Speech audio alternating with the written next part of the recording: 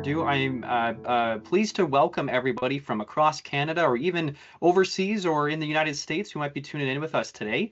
We have a great presentation for you. It's on the disability tax credit, gateway to service and support. And I'm joined by two phenomenal guest speakers who are with me today. They're going to be behind the scenes with us. We actually took all the amazing questions we got ahead of time and we recorded a pretty lengthy presentation that goes over a lot of these frequently asked questions that came in. So after I introduce them, I'm going to be playing a recorded video that we did just last week, and then we're going to bring everybody back on again for a live question and answer portion at the very end of the webinar. And before I go any further, I'll just introduce myself briefly. My name's Troy, and I'm one of the board members for Ostomy Canada Society here, and I'm very excited to be helping out with some of our webinars. So what I'm going to do next here is, actually, yes, before I introduce the speakers, just a reminder again, you can use the Q&A tool on your little Teams toolbar there to ask a question. And we'll try to get to as many as we can. As I said, we took a lot of these ahead of time too, so hopefully we've answered them in advance. Alrighty, so firstly, I'm really happy to be introducing Durkee-MacIssac. Anne is a past chair of our board for Ostomy Canada and chairperson of the Disability Tax Credit Awareness Committee with Ostomy Canada Society. And Anne has a fantastic bio here that you can take a look at here. Double check here. Are you hearing my voice twice? Is there some echoing happening on your end? Again, Yasser, Anne, or Rosemary? Nope. Just see some people in the chatter. Okay, fair enough. Sounds good. Sorry about that. It sounds good, Troy. Really good and clear. Thanks for checking, though. Okay, no problem. Alrighty, so born and raised in Waverley, Nova Scotia, near Halifax, Anne has been very involved in a lot of not-for-profit and advocacy work, and we really appreciate everything that she's done over the last 25 years plus in her involvement in not-for-profit work and for advocacy. She had a 25-plus year career as a realtor, and as I mentioned before, is a former chair of the board of directors for Ostomy Canada, and is now serving as her immediate past chair. But she's held many different roles with Ostomy Canada, and that includes Atlantic Regional Director, our DTC Committee leader, Advocacy Committee member, and co-leader of the Ostomy Visitors Program. She's also the past treasurer and membership chair of the Southwest Nova Scotia Ostomy Chapter. And as you can see here, a lot of different experience in a lot of different areas of not-for-profit and volunteerism. She's also passionate about rug hooking, kayaking, the natural beauty of the Atlantic provinces, which we can all relate to. I think anyone who's seen the Atlantic provinces, and especially Nova Scotia, can attest to. And she values the connections that she's made through her work with Ostomy Canada, and you're going to see that today as we go through our presentation. I also have the pleasure of introducing Rosemary Hill, who is a NSWOC, or a nurse specialized in wound, ostomy, and continence from North Vancouver, British Columbia. And Rosemary also has a very extensive resume, both as an NSWOC and in general, as well as her connection with Ostomy Canada Society. In fact, just this past year was awarded our NSWOC Recognition Award by Ostomy Canada Society for her exceptional work with promoting ostomy, or promoting the ostomy community, supporting the ostomy community in her role as a NSWOC. So she works at Lionsgate Hospital and has been a cornerstone of ostomy care at Lionsgate since 1985, as we said here, serving as a certified NSWOC for the past 20 years. So she provides essential pre- and post-operative education and care to ostomy patients, ensuring ongoing support through the hospital's outpatient clinic. And Rosemary especially helps connect patients with local support groups, fostering a sense of community and those living with an ostomy. And Rosemary also served as a leader, as president for Nurses Specialized in Wound, Ostomy, and Continence Canada for 2 years for one term from 2016 to 2018, and really championed access to specialized nurses for people living with an ostomy across Canada. She also chairs the BC Provincial Nursing Ostomy Committee and creates guidelines to enhance nursing care in diverse healthcare settings. Also organizes free patient education settings for the Vancouver and Lower Mainland community, again promoting that awareness and support. And she frequently presents at a lot of different Canadian and U.S. conferences, especially on the topic of ostomy care, but also across the specialty of wound and continence care too. She's a guest speaker for the Vancouver chapter, and her lifelong dedication for clinical care, advocacy, and education has made a lasting impact at a local, national, and international level. So what I'm going to do again here is I'm going to play this recording that we had done just a little bit earlier. But what I'll just ask for everyone, if you have questions throughout the duration of the presentation, please do put those in the Q&A box. And I'll just stop sharing this and I'll share the correct video momentarily here.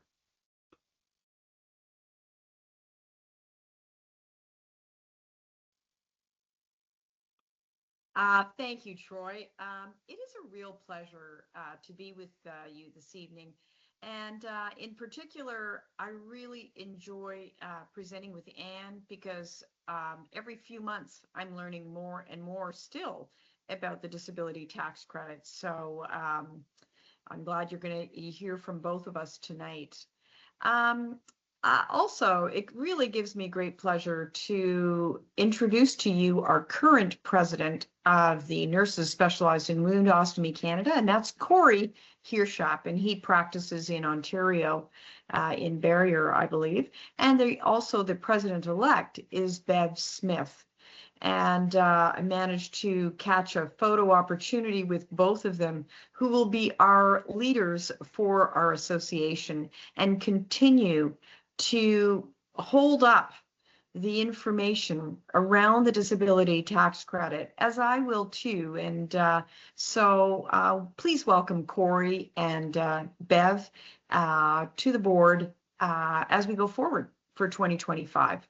You know, when I think about the disability tax credit, it is really important for NSWOCs across Canada to be aware of the information because I really encourage all people with an ostomy to reach out to their NSWOC because they will have information that's going to help guide them through the application process.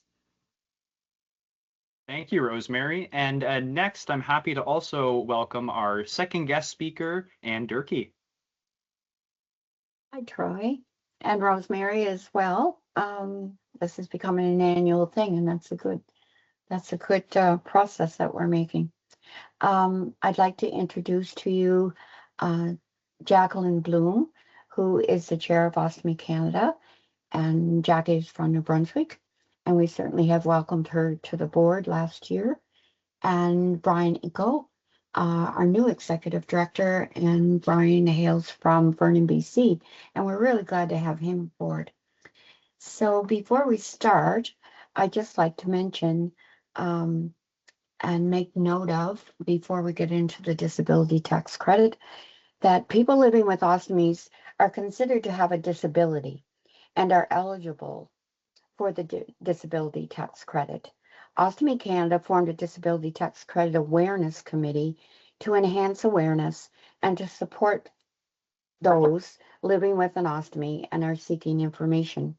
Ostomy Canada have engaged with professionals such as NSWOC nurses, surgeons, pharmacists, physicians, and ostomy groups across Canada to ensure that all are aware of the CRA benefit. To get started, we'll start with some information about the disability tax credit. Applications are found on the CRA DTC website. Some of the stipulations to apply for this is that you must have a permanent or temporary ostomy for at least 12 months. Your eligibility is based on the effects of the impairment on the ability to perform activities of daily living. And I want to make note of that. In the beginning, when I started working with this credit, most of it was whatever the condition was, what type of ostomy you had, how long you had it, when you were diagnosed, and information that the doctor would complete on your application. Today, they have switched gears a little bit, and under all the disabilities, there's 10 or 11 of them that fall under the disability tax credit, and the eligibility that they're looking at so that they can approve you is based on what having an ostomy or how having an ostomy affects the ability for you to perform your activities of daily life. That's what they're looking at to consider that you are disabled. So you are also restricted in eliminating all of the time, or at least 90% of the time. And it takes you an inordinate amount of time to manage disability. You must have medical practitioner complete your form as well. Now, the disability tax credit is not money in your hand on a monthly basis. It is a non-refundable tax credit that helps people with disabilities or their supporting families. Because it is a non-refundable credit, it reduces the amount of income tax that you will have to pay. Eligibility is not based on a diagnosis, but rather on the effects of the impairment on the ability to perform the basic activities of daily living. If you have an ostomy, you would fall under the form eliminating. Now, in the form, it covers a lot of disabilities. So the pages that are marked with other disabilities, such as hearing, vision, walking, you don't have to include those pages. However, the one that we're looking for people that have ostomies, is the eliminating one. And it includes bowel bladder functions, Crohn's colitis, diverticulitis, or any other IBD conditions. Thanks, Anne. I think it's really important to know that the form can be signed by your family doctor or medical practitioner or your nurse practitioner. They are all eligible to sign the application form.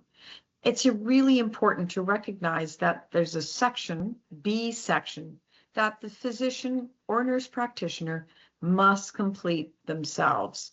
You are able to look at the beginning portions of the form, and we're going to take you through that form step by step. Ultimately, it's what Anne said before, that you are restricted in eliminating 90% of the time for more than 12 months. And so therefore you are eligible for the application form. You've had your 1-year surgery anniversary. The form is located on the CRA website. It's T2201, and there's a fillable section that you can complete. When this opportunity presents itself to you and you now have the application form and you've completed Part A, which we're going to walk you through, now it's time for your medical practitioner, your nurse practitioner, to get involved with Part B. And when you go to the office, don't be surprised if there is a small administration fee. And as you pay for that, hold on to that receipt, because you can claim that on your next tax return. Just so you're not caught off guard, that some offices do have an administrative fee. And also, I'd like to add that after your family practitioner or nurse practitioner has completed their Part B, mention that you would like to pick it up. You'll just come back to the office, pick it up, and then you can mail it yourself to the particular office, the CRA office that is applicable for the province that you reside in. I know for British Columbia, there's a specific address where we send in our application forms, depending on the province that you reside in. So it just might give you that sense of knowing when your application form was submitted to the CRA. I think, though, it's also important to know that a supporting family member can claim the disability amount. Either a spouse, common law partner with a disability, parent, grandparent, child, grandchild, brother, sister, uncle, aunt, nephew, or niece of that person, or their spouse or common law partner. Provide details regarding the support you provide, but they can also claim the disability amount. So important to note that, and you'll see that at the bottom of page 1, section A. Well, let's review the disability tax credit and making sure it's the T2201 in brackets 23, because you want to make sure you've got the latest form, because in past years they've changed. So this is the latest application form via the CRA on the website. So let's walk through the first page of the application form. It's fairly straightforward. Your name, your address, the usual typical demographics, but also your social insurance number. And then for those who perhaps are not able to complete this. A family person can complete the form. They can do section 2. And then you would add your signature at the bottom of the page. This part, very simple, straightforward, very familiar to government documents that you've already filled out. And this is your part. This is you, part A, that you can do yourself prior to bringing it to your family doctor or to your nurse practitioner. Thanks, Rosemary. And we've started on the form, which everybody is a little bit nervous about filling out, but as you have said, is not difficult at all. And they just have to make sure that their doctor does their own section and you do your own section. One thing I do want to follow up on what Rosemary has said is about a family member completing the form.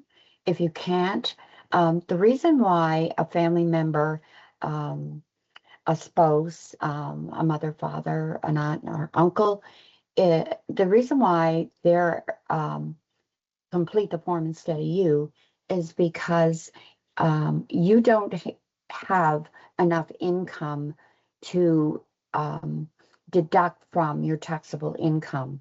So if you were a wife and you had the ostomy and you didn't work and didn't have an income, then your husband, who was the breadwinner of the family, he would fill out that section so that it would be based on his wages and his taxable income. So then, because he's supporting his wife, and you have to send along an extra piece of paper stating how and how long you have been supporting your wife or another family member, even a grandparent or a parent, and then if it's acceptable to CRA, then they will credit your tax return and not the person that has the ostomy.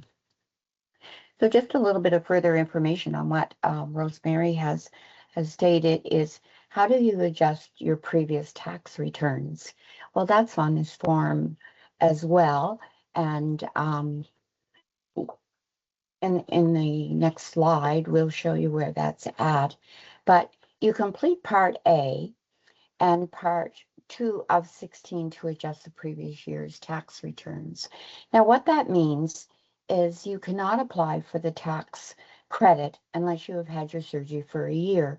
So if you only had your first anniversary, then you wouldn't apply for previous years because it's not applicable because you didn't have an ostomy then. But if you were like a lot of people, especially a lot that I've run into over the years traveling to educational days and seminars, is some people have had their ostomies 20 years and didn't know about the DTC or just never bothered to fill the application out and send it in. So those people can fill out this section of the form, and very generously, the CRA will adjust your tax forms or returns for the last 10 years. They will only go back 10 years. And lo and behold, when they do that, anybody that is making any amount of wages at all will receive a sizable check. People have walked up to me and said, Anne, I got $8,000, or Anne, I got $16,000, depending on the wages and the adjustments at the CRA. And I say again, very generously has looked at that. So for those people that haven't applied and have had their ostomy for any length of time other than the first year, then they will receive a check in the mail. Now, I will note that you will probably be approved or denied. If you're denied, you're not going to get that until you are approved. But if you get your approval letter, you and your tax returns have been adjusted, it normally takes up to 6 to 8 weeks to get that approval letter. However, most people wait much longer to get the check. And the reason is because that, again, is turned over to the finance department, and those are the guys that write the checks. So we have to wait longer for it. In 2023, I will make note that if you were approved of the disability tax credit, you received $9,428 against your taxable income. So if you made $100,000 and they deducted your personal income and any other deductions that were applicable to you, this would be on top of that. So $9,428 makes a big difference in what you have to pay to the captain of the ship. So anyway, it really helps. It doesn't pay for the equipment every week, but it certainly helps in the end result that at least you're not paying income tax on that amount.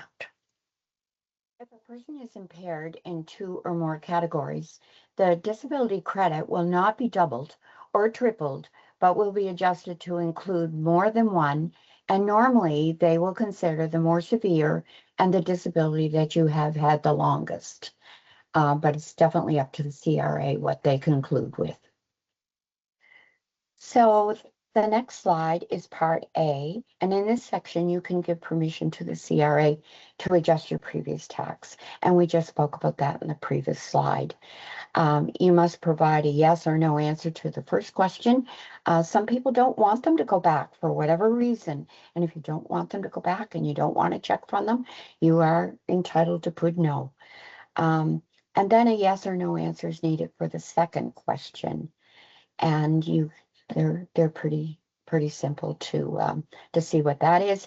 And then you yourself or the person that's applying for it, not necessarily the person with the ostomy, but the person who is applying for this credit and who they are going to go back and adjust their tax returns, will sign this section.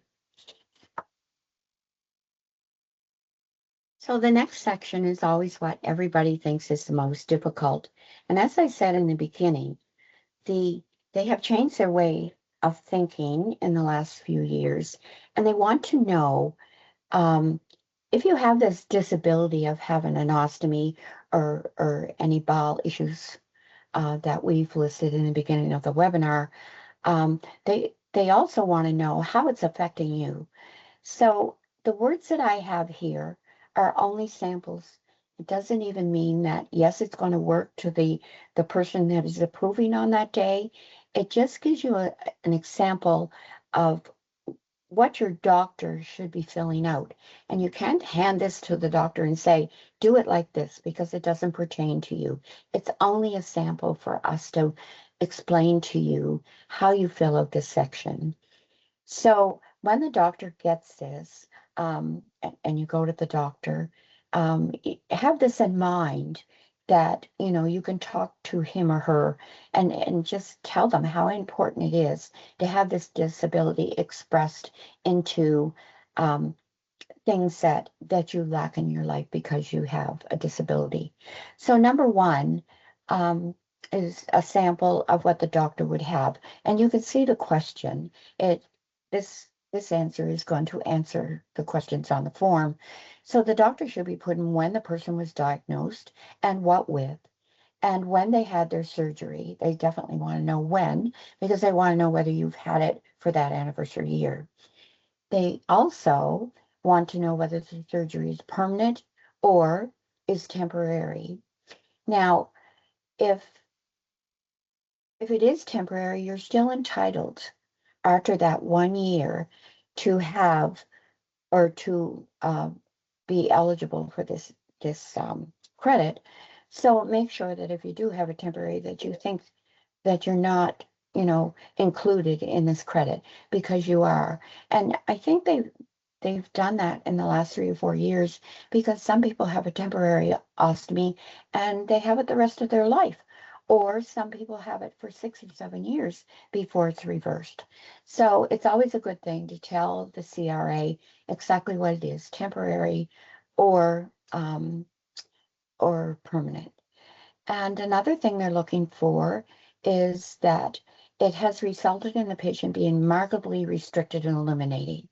And they like to see those 2 words, markedly restricted, even with a device, because it's true that device affects our life. So that's why, you know, to include that helps. This patient wears a device at least 90% of the time. They want to hear that 90% of the time. If you put 100, that's fine too. This patient takes an inordinate amount of time CRA likes an inordinate amount of time because that's a life effect that ostomies cause. It does take us an inordinate amount of time to personally manage bowel or bladder functions. So number 2, to answer that question, the patient eliminates by way of a stoma. Why I'm so specific here is because those people sitting in Ottawa at a desk approving this, I think they understand it a little bit better if maybe the doctor explains it a little bit better. So the patient eliminates by way of a stoma, which empties into an ostomy device, a pouch. The ostomy device is changed normally every 5 to 7 days, depending on whether the patient has leakages or skin irritations, and could require changing more often. Very often, this becomes very costly and sometimes requires personal care assistance to personally manage. So as you can see, the answer to that also leads to what they like to see now. It has affected our life. It takes time to do all of that. And very often, it takes personal care assistance to do that. And number 3 is the last really lengthy question. And the patient has to be very careful in what he or she consumes, as certain foods are hard to digest.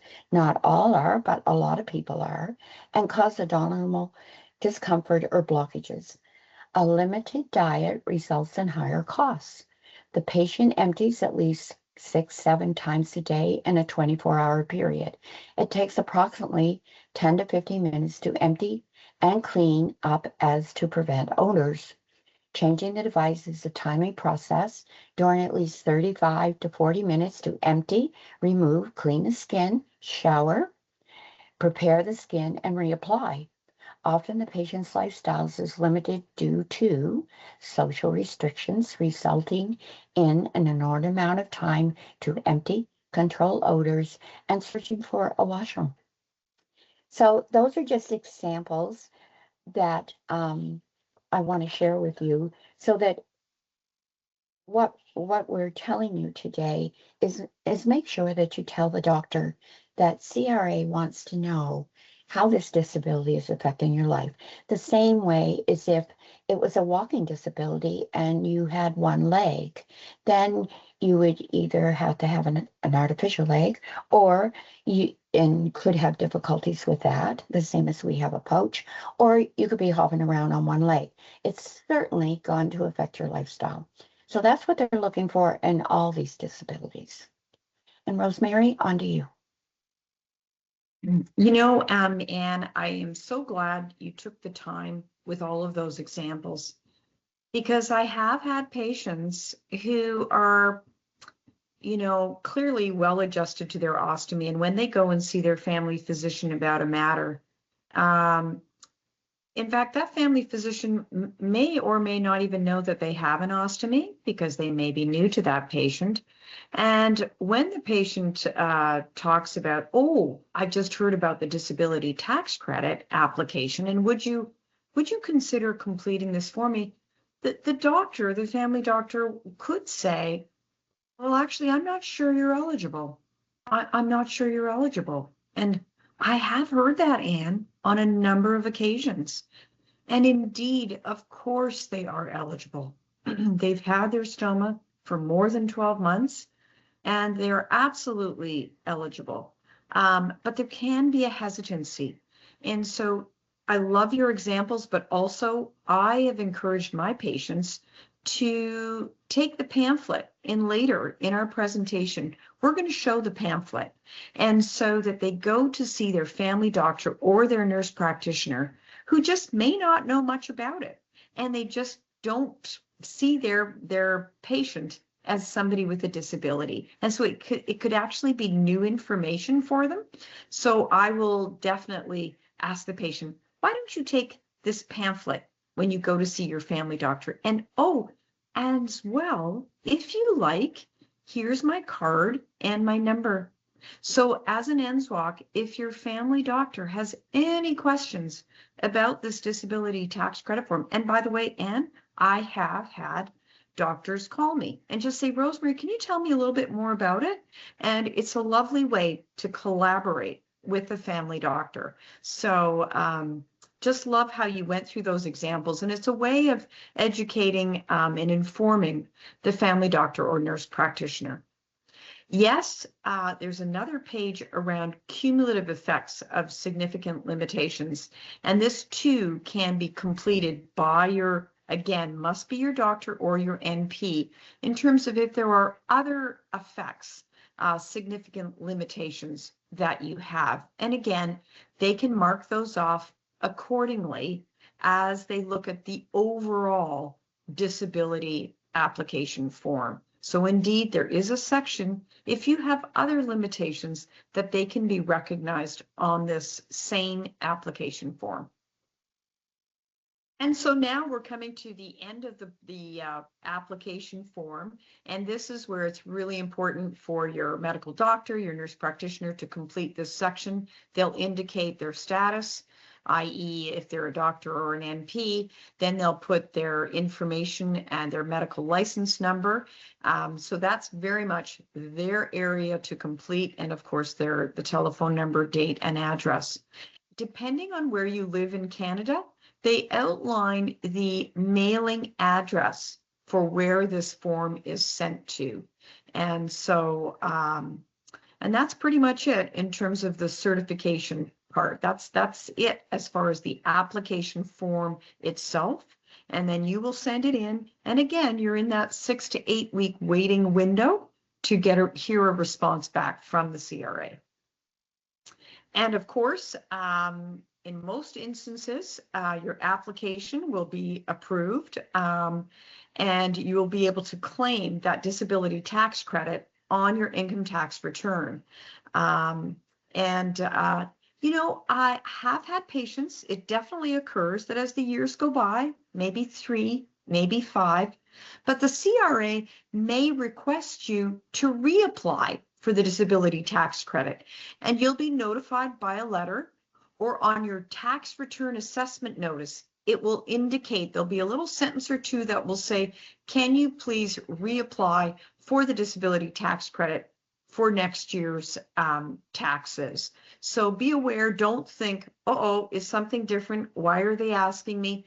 Totally normal for the CRA after 3 or 4 years or even 5 to say, oh, could you reapply for the disability tax credit? Just happened recently to one of my patients. All was totally fine. And I just offered him that reassurance because he called me and I said, totally normal for the CRA, just to do a quick check-in and say, confirm that you still have a permanent ostomy. Just as the CRA is just doing their due diligence. Now, if the application is declined, the notice will explain why. And you know, so often it is because of that application form completion and it hasn't been done correctly. And that is why it is with huge passion that Anne and I want to continue to go across the country and talk about the guidelines around the application and form and to make it simple. And to also, I encourage you, check in with your NSWOC when you're at this point where you're going to complete the application. But indeed, you are going to try again.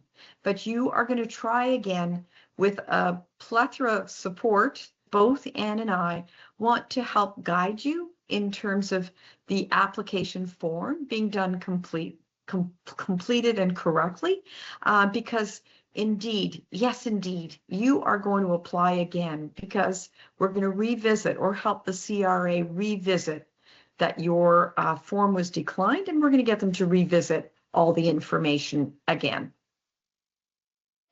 Just to add to that, Rosemary, the doctor doesn't always like to see you come back the second time when you're declined, mm-hmm. and his secretary or the doctor doesn't get those results in the mail. The only time they will hear from the CRA is if there isn't enough information supplied in his section in the beginning. He will ask for more information about, or the CRA, excuse me, will ask for more information about his patient. So that's the only time he's going to hear. And so when you walk in the office and say, I've been declined, Don't you get all worked up, as Rosemary said, because you just slap another application back to them. And by the way, you can do it any time of the year. It doesn't have to be a tax return. And also just, just cool the doctor down, and you might have to pay him again, and he just has to add more information. So, and he'll likely do that, but he might likely, charge you a little bit more as well. So if we can move on to the next slide, just to give us a little break here from forms, as they can be pretty boring sometimes, but we hope it isn't today. We hope it's full of information for each of you. Some interesting facts. I'm a fact collector with the Disability Tax Credit and the CRA, and also with the Disability Advisory Committee, which is a committee with the CRA that Ostomy Canada can work with them to tell them how we think about the way the DTC is going. So that's why I'm constantly collecting facts and making sure that there's no updates. And then in turn, they're posted on Ostomy Canada Society's website and on NSWOC's website as well, because we are partnerships in this committee. So some interesting facts. Our team of Ostomy Canada is Canada's voice and agent to ensure that people living with an ostomy are aware. And we also know that NSWOC, their prime concern is their patients. So we are very, very lucky to have them come aboard as partnerships, because not only are they talking to the general public or to chapter members like we do at Ostomy Canada, they're talking to every one of their patients.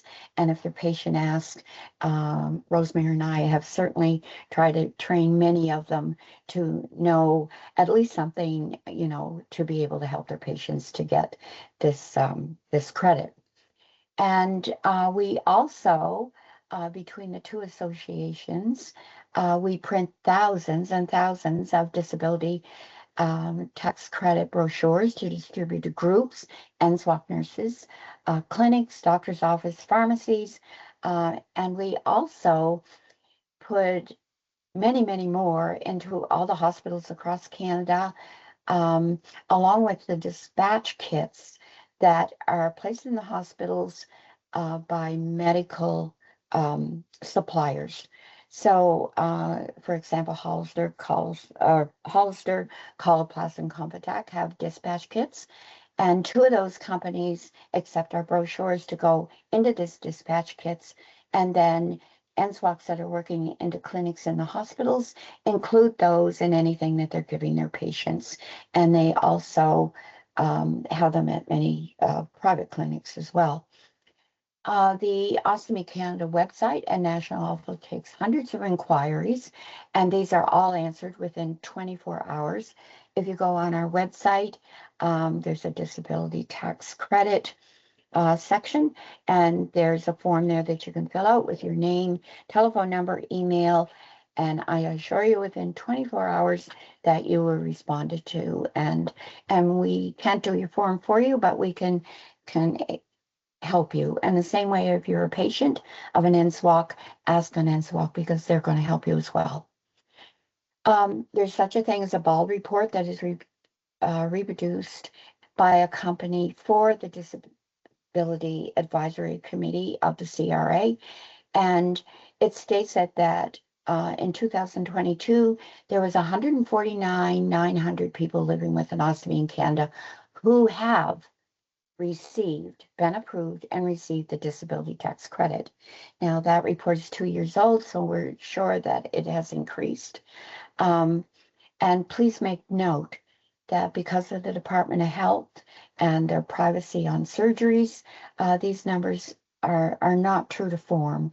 We suspect and we know that there's many, many more than that 150,000 in Canada that have ostomies.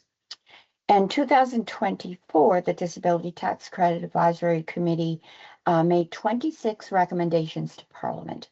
So every 2 years, the recommendations come from that committee, go to Parliament, and if there's any money asked or increases in the disability tax credit, anything that affects the dollar sign, then it has to be approved, of course, by the Minister of Finance and the Minister of Revenue, and of course at the national budget. Persons living with a disability in Canada is estimated to be 6.2 million, 37% classified as mild, 20% as moderate, and 21% as severe, and 22% as very severe. Women have a higher rate of disability than men, and 1 in 3 Indigenous people have a disability, such as I do, and people with bowel irritations or people with ostomies. In the BALD report of 2022, the number of individuals with a disability certificate in Nova Scotia is 6,150. This figure is the 6th highest in Canada. Ontario is the highest with 67,090 people that have been approved for the disability tax credit. The lowest is outside of Canada, which is Canadians living in other places, with 330, and unspecified section of 300. There's a guide in 2022 is that an estimated 1.3 million people around the world have an ostomy. In Canada alone, approximately 13,000 new ostomy surgeries are performed yearly, and those figures come from our last up-to-date figures were in 2018 and 19. So those are just a few facts that you might be interested in to know just how wide a range that our disability does affect Canadians. Okay, a little bit more information for you to digest, and this has nothing to do with the disability tax credit, or not that I know of anyway, but it's a nice thing to know because you know, when you have an ostomy, it's always nice to meet the neighbor or the person down the street or the person in your book club that have an ostomy, because we definitely have something in common. So as you can see, we are not alone. Red Skelton had an ostomy, Bob Hope did, Fred Astaire did, and he danced his life away with an ostomy. And who is any happier living with an ostomy than Lucille Ball and Mary Tyler Moore, and of course our dear Queen Mother. They all had ostomies the same as you and I. And Rosemary, I'll pass it back to some more formal things. Sure. So indeed, the disability tax credit application, once accepted, opens the door to other support services that are available. The disability tax credit can lead to the registered savings plan that I mentioned. So a registered disability savings plan is a savings plan intended to help parents and others save for the long-term financial security of a person who's eligible for the disability tax credit. And contributions to an RDSP are not tax deductible and can be made until the end of the year in which the beneficiary turns 59. And then there's the Canada Workers Benefit. And of course, you can always contact the CRA for more information. They're very good at giving you a little bit more of a fulsome answer in terms of the other service support available once your application is accepted for the disability tax credit. The workers' benefit is a refundable tax credit to help individuals and families who are working and earning a low income. The CWB has 2 parts, a basic amount and a disability supplement. You can claim the CWB when you file your income tax return. And then there's the child disability benefit as well. So there's more services. And so that's a tax-free monthly benefit or payment made to families who care for a child under the age of 18 with a severe and a prolonged impairment in physical or mental functions. To get the CDB, you must be eligible, though, for the Canada Child Benefit and for the disability tax credit. And then, of course, people, we've been hearing a lot more about the dental care plan. So the Canadian Dental Care Plan is helpful in making the cost of dental care more affordable for eligible Canadian residents. And applications are now open for seniors 65 and over and children under the age of 18.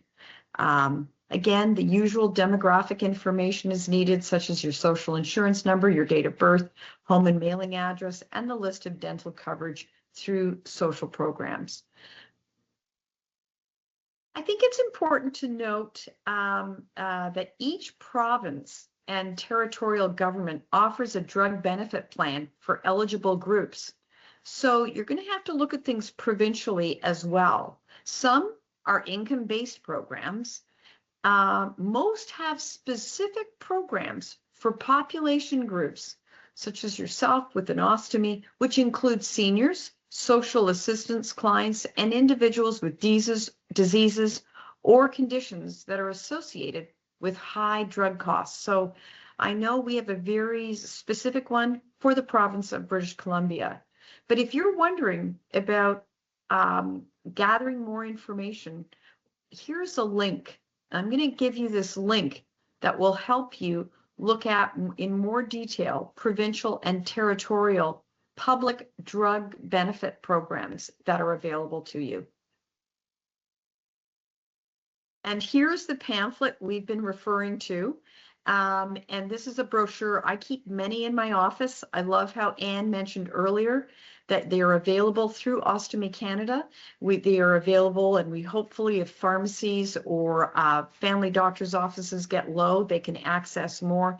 But I provide it for my patients, and I encourage them when they're going to go to their family doctor or their nurse practitioner to have a conversation about the disability tax credit form, or they're bringing the form. Bring that brochure with them so that the family doctor realizes that indeed this is something that they are eligible for in terms of the disability tax credit, and so that they have more of an open mind to helping complete the application form. So I had a patient, Barb, who was more than willing to participate and be a feature on that pamphlet. And she has an ostomy and was successful in the application form, but said, you know, Rosemary, I think a lot of people don't know about it. And she said, I want to be a voice to tell those people who have an ostomy of 12 months or more that they are eligible for the disability tax credit. Okay, just to summarize what we've discussed here today, the mandate of the Disability Tax Credit Awareness Committee is to give support and awareness. The DTC CRA program is not that of Ostomy Canada Society or NSWOC. Ostomy Canada is an advocate on your behalf to the Disability Advisory Committee. The CRA committee meets twice per year with concerns and suggestions from organizations such as Ostomy Canada and NSWOC. The NSWOC Association partners, collaborates with Ostomy Canada, offering support, awareness, and advocacy. All right, whoops. Alrighty, so what I'm going to do now here is I'll just put myself back on screen, is I'm actually just going to share one more slide here, because just in case we have any physicians in the audience that may have or may want a little bit more information about the DTC, I think, Anne, if you don't mind, I'm going to get you to speak to that. I'm just going to share my screen so you can see what I'm looking at here. Let me know if you can see it. Yes, again, Troy, thank you. Perfect, so I'll pass over the mic to you, Anne. Yes, so on our final slide, I'd like to take the opportunity to go over what we feel would be a benefit to medical practitioners, medical doctors, and nurse practitioners. Details are important on the application for the disability tax credit. Therefore, it is necessary to review the patient's file and speak with the person applying prior to completing the form.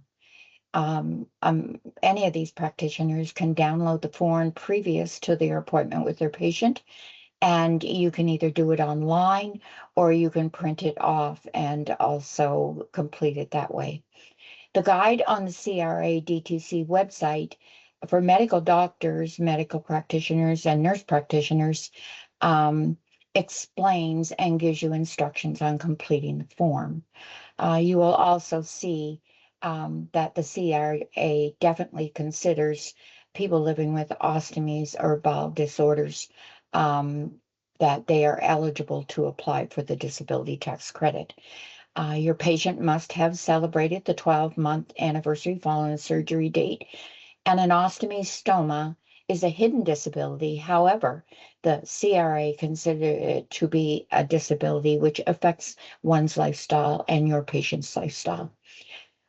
Functions and effects of an ostomy are the foundation of the the disability tax credit form. Part B of the form inform you of important notes on patient eligibility. So that is really your form and instructions from the Canadian Revenue Association. Page 8 of 16, eliminating, is the form that needs to be completed by the medical practitioner only, not by the patient. Page 16 is a mandatory certification to be completed and signed by the practitioner, and it also asks for your license number there as well. If you are mailing the form in for the patient and they can't come pick it up, which they would like to, please provide the patient with a copy prior to sending it in so that there's any repercussions from applying that CRA might be calling them or calling you. Both parties have a copy. Additional information can be found on Ostomy Canada Society website, the OTC brochure provided by Ostomy Canada and by NSWOC nurses. So that's all I have to say tonight, and I'll let Troy take over. Perfect. Thank you. And I think that's my fault. It should say DTC anywhere it says OTC there, but that's okay. What I'll do is I'll leave this slide up for anyone who's online here. If you do want to email either Ostomy Canada or Rosemary via the NSWOC national office, you can do that with one of these emails. So I'll leave that up as we go through our questions here. And just finishing off on what you were just talking about there, Anne, we had a few questions from people in the chat here and beforehand who were asking about maybe some advice you might give to someone with completing that eliminating page. So page 8, where we're putting in the more detailed questions, would you recommend that people write out what they expect their physician or their nurse practitioner to write? And we know that it's for them to write on their form, but should they, would you recommend that they bring sort of an example to help with explaining to their physician or nurse practitioner, what should be expected on that page? Yes, I definitely recommend that. And I guess the way I'll put it is, as a person living with an ostomy or a bowel disorder, make sure that you go on CRA's site and educate yourself, because not all doctors have the time to go into any of these sites on the computer with any form that they're filling out, whether it be the disability tax credit or an insurance form for patients. There's all kinds of applications that they do and they charge for, of course. But most practitioners are not all that familiar with the form. But CRA has directly told us not for the patient to complete that part of the form. That's the doctor's form. It says that on page 8, that the doctor or any practitioner must fill out that themselves. So educate yourself of what is required. The way I have answered these questions is just to let you know, the ones that are attending tonight and people that we try to educate all the time about the credit, is that they want to hear how an ostomy affects your lifestyle. So make sure that you know that, and tell the physician in case he doesn't know. For another thing that is affected by a lot of the patients going to the doctors. The doctors have opinions about the credit, and maybe lack of information forms this negative opinion, and that is, you're not disabled. Well, if I walk down the street, people are going to say, oh, Anne, you're not disabled. But it's because our disability is hidden. And the Canadian Revenues Agency has included us in this disability, and they say that we are disabled. So that's the important thing to keep in mind. We are disabled, and you just have to convince those doctors that don't agree with it that you are, and that you are eligible for this claim. And maybe I'll bring in Rosemary here, because I know you mentioned early on in the presentation about bringing that pamphlet in, bringing that brochure, so that it's not just you saying it verbally to your physician or practitioner. But did you want to talk about, again, maybe getting it from national office, sharing it, and maybe just to add on to that at the end, someone was also asking about how influential potentially is what the doctor writes down in the application process, so we can loop those together in an answer. Yeah, for sure, Troy. And you know what I like is that you've recorded this, and so that where Anne described examples, somebody could easily just even take a picture of that, screenshot of that. And so we'll give you a PDF version too, just to give some Yes. context. Yeah. Perfect. I love that. So that a person can go to their doctor well equipped.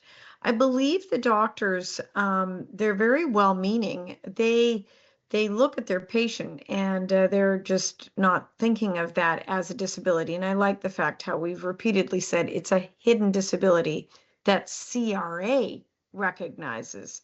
And so, but I like, this is an opportunity where the patient can mention to their doctor about their ostomy nurse, their NSWOC, because even some physicians aren't necessarily aware of the term NSWOC, nurse specialized in wound ostomy continence.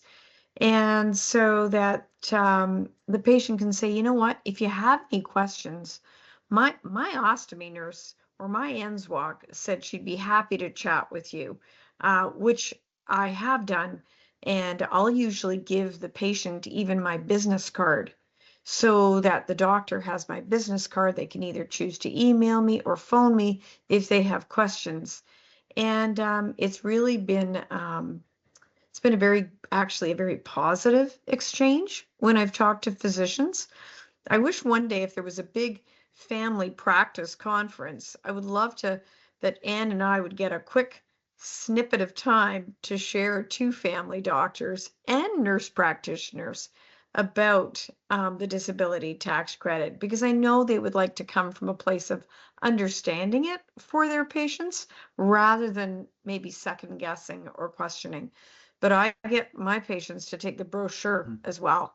All of these are just ideas. And do please email one of these two, and we will absolutely be happy to send you. Even if you need something printed or mailed, we'll make sure to get you a brochure in your hand that'll help bring that. It's an easy thing to bring in when you go see, so we'll definitely do that for you.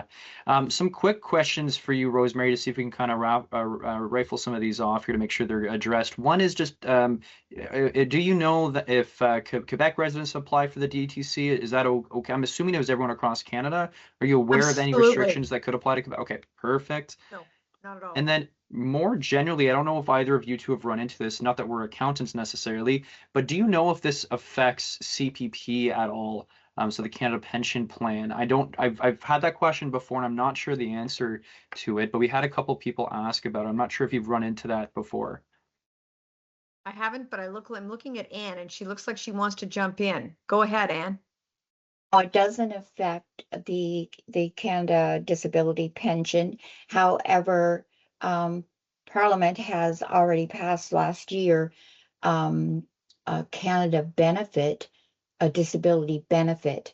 Now, because things are kind of falling apart there in Ottawa, I think it's benched for now, but it's geared mostly for working people that are making wages. But to qualify for it, you have to be approved for the disability tax credit. So if and when that comes out, it's a good idea for all you people that haven't applied for the disability tax credit to do so and to get approved. And another thing I will mention about Quebec, Quebec is very fortunate in their province. They have a disability tax credit provincially, and they also can apply for the federal disability tax credit. So they are the only province in Canada that have two. Wow, Okay, thank impressive. you. Yeah, that's fantastic to know. So another popular question that was coming up was about after 10 years, for example. So we talked about you can apply up to 10 years in the past for the DTC if you didn't realize it exists, and now you're like, oh, wait a minute, I've had my ostomy for 8 years now. Do you need to reapply after 10 years? Does CRA potentially contact you after that point if you continue to have it? Does it expire? So a couple of these questions about that sort of time limit. I think, yeah, and some of that we covered in our chat, but I think it's worth clarifying. So, the idea being that, you can, first of all, there's a little mix up there in the 10. What it is I've, for example, had a patient who came to me after 30 years of having an ostomy and said, wow, Rosemary, I've had mine 30 years. I didn't know about it. Somebody's ringing my doorbell. Anyway, and so at that point, I said, let's go ahead, look at the form, and we can actually backdate. There's a page on page 2, you backdate you indicate that you would like the CRA to backdate for 10 years back. Okay. Now that's the 10-year part. Now, let's take us to the idea of I've now had my ostomy for 5 years. I did receive the disability tax credit. And then 5 years later, the CRA may reach out to me and say, Rosemary, would you mind reapplying for the disability tax credit? Or they may, as they do my income tax and on my assessment note, say, could you please reapply for the disability tax credit? So in other words, what I'm saying is it's well within the scope of perhaps within a 3, even 5, even at 8 years later, the CRA may reach out to say, hey, we'd like you to apply for the disability tax credit again, and you just redo the application. Does that make sense? Yes, and so thank you for touching on that.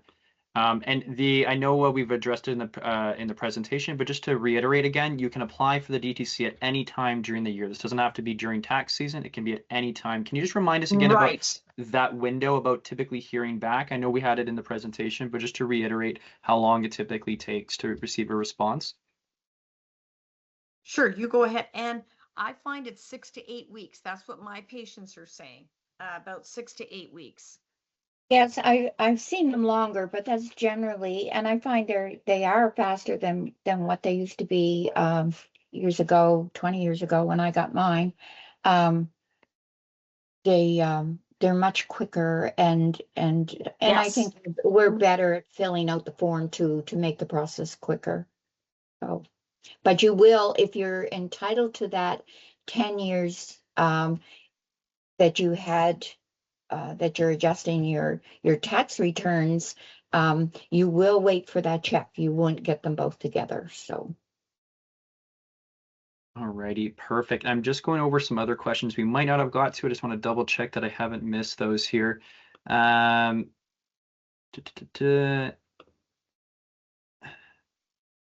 yes. Okay, here we go.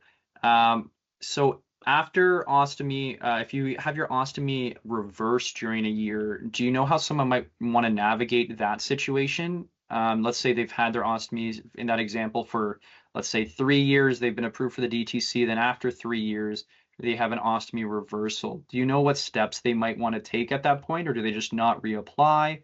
What would be the recommendation typically? Generally, you would notify CRA immediately, because if they continue to pay and you continue to collect, eventually it's going to come to tuning. You'll have to repay what you collected from reversal on. So make sure that if you do have that temporary one reversed, that you notify them the same as you would anything concerning any of your income or tax returns. It's very important to do that. You don't want to end up having to repay the government. Okay. That's great. Yeah, thank you for touching on that. And maybe I know we have some other kind of questions that have been answered during the presentation. I'll just remind everyone that we are going to be publishing this recording. We'll talk with our webmaster Yasser behind the scenes. I'm sure he'll be able to get it up as soon as he can, but maybe looking at some point next year to have it up on our Ostomy Canada website. We'll do our best to also just update the slides slightly and make them available as a PDF, so it's easier for you to navigate through these. If you need to kind of pause somewhere and look at it, might be easier in that format. And we're constantly updating our resource that we have available for you. But in the meantime, do reach out to these emails, as I mentioned, and we'll try to get you in touch as best as possible. So I wanted to maybe ask a more general question to end off on, maybe for Anne. Someone had asked a question ahead of time saying, so if I have an ostomy, does that make me disabled? Explain that to me. And I think it came across a little bit in a sort of a negative way, but I'm hoping that maybe you can give us some sort of closing words to maybe relook at what it means to have an ostomy in this situation, and again, how in reference to the DTC especially as well, in a positive way. I guess I'll answer it this way, and I will concur with whoever asked that question. I also have an ostomy, and I've had one for 21 years.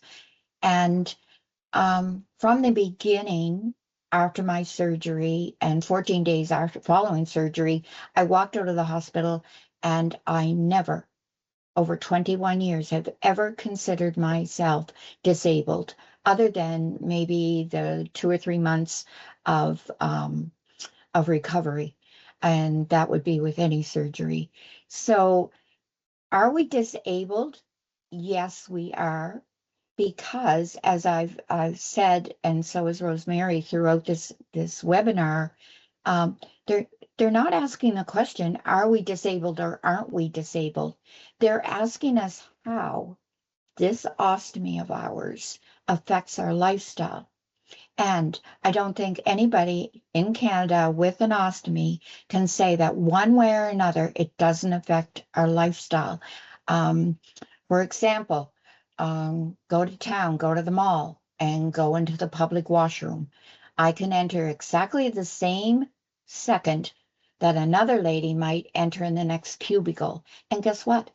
She's out of that cubicle and she's out shopping, getting sales long before I come out. There's things like eating. There's times when you have to get up in the morning before you have to go to work. You have to jump into the shower. You have to change an appliance. All those things affect our lifestyle. Even eating disorders like I have with an ostomy. I never had them before. So it's the effect of the ostomy. It's not because you have an ostomy that you're disabled. And once again, I can say, if the CRA says that we're disabled and they're generous enough, and our country takes care and supports of the citizens of Canada, then they have offered us this $9,400 to assist us, because not all provinces have the greatest coverage. Not all people in Canada have any coverage at all. Some of us are fortunate, some of us aren't. So I guess it's, the old saying, it's offered, take it. You are eligible. And no, I don't feel disabled. But however, I feel that I need help. And if that $94 is going to help me in my tax return, I think I am eligible. And so are you. Thank you, Anne. And I see we're seeing some people in the chat who are saying thank you as well for sharing that. And Rosemary, I'll bring it to you for some closing comments. Again, maybe just wanted to talk about our ongoing advocacy work. Again, reiterating the fact that this isn't our disability tax credit, it's the CRA's, but whether it's yourself as an individual NSWOC or NSWOC as an association in combination with Ostomy Canada, that we're constantly working to do more about this. But I'll maybe leave the floor for you to say some closing comments for this webinar. Sure. You know, I really, any opportunity I have, whatever conference I'm at, but also locally within the province of BC, I chair the Ostomy Committee. And on that, with that group of NSWOCs, we try to keep up to date with the changes and post on our website any information around the disability tax credit. Because I believe as an NSWOC, you it should be part of your scope of practice that you have a familiarity with the disability tax credit. So when I see a patient come to see me who I've never met before, but they've had their ostomy for 5 or 10 years, somewhere in the time that I am with them as they tell me about their recent skin issue or their problem with their appliance, always, it's just like second nature. I will say, have you heard about the disability tax credit? I am amazed, Troy and Ann, how many times people go, no, tell me about that. So I guess I want it to be just like second nature, just as we ask our patient, how is their skin? How's your peristomal skin? Is it healthy? How's it going? I want them also check in and say, hey, are you familiar with the disability tax credit? It just is built in to my very first encounter with a person who has an ostomy. Because quite some often I have an outpatient clinic, I get a whole series of people. It may not be people who I've looked after in my hospital, but they're from all over Vancouver. So right away in my first meeting, I'm not quite saying it's my elevator speech, but somewhere shortly thereafter, once I hear about their situation, I will ask them about the disability tax credit. So important. So I'm stressing it, and I believe that all of us at our conferences, I find the NSWOCs want to know more about it themselves. There's a lot of details to it, and Ann and I have sort of teased them all out. So hoping that this PDF of our presentation will help others as well, NSWOCs and people with an ostomy. Thank you so much. And what I'm going to do here, because I know we have a couple other questions here we might not have quite gotten to, and I know some are more particular for different provinces, or specifically for your province, or specifically for something that you are going through that is more than just an ostomy, or in addition to having an ostomy. Please do send an email to one of these two. We might be able to help you out on a more of a one-on-one. And again, if you have particular questions that might pertain more specifically to you, we can help you out as best as possible there. Again, both these emails will go to our respective national offices, and we'll make sure to help you as much as we can. So with that, I'll say thank you to Ann, thank you to Rosemary, and for everyone who's interested in tuning in on our next national webinar, it's going to be in March. It'll be March 19th, so do save that date. The email that you got to register for this webinar, or if you got it through the website, it'll be the same process for that one, so stay tuned for an email notice about it. Or check our website frequently. And as I said, we'll have this recording available as well as the PDF. So please, please, please do keep sending your friends, coworkers, family members who might need this kind of resources. Please do send them to us, and we'll be happy to get in touch with you or with them. Thank you both, and have a great evening. Hey, thank you, Troy. See you, Ann. And thanks, Yasser, Bye-bye. behind the scenes for helping us out. Bye, everyone. Yeah. Bye-bye.